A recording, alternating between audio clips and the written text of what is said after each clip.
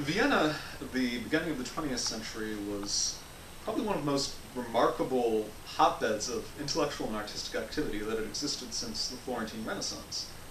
But it was also, at the same time, a place that one of its leading figures, the satirist Karl Kraus, called the proving ground for world destruction. Part of the task of this class is to try and understand how it could be both things at the same time.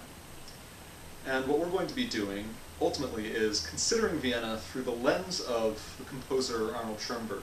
who was really one of its greatest and most archetypical figures. And we're both going to try and understand Schoenberg through Vienna, see how it shaped him, both his early expressionist works, which were formed in this milieu in which Freud, and Wittgenstein, and Krauss, and Klimt were all active, and which were full of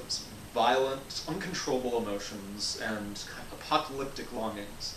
and also how it continued to shape him up through his reconversion to Judaism and the prophetic late works like Moses and Aaron and The Survivor from Warsaw. We're also going to try and understand Vienna through Schoenberg, and use his music to try and understand what, to me, which is one of the great riddles of the 20th century, which is how so many of the great cultural works that we think of as being typical of modernity were shaped by the experience of a single time and a single place.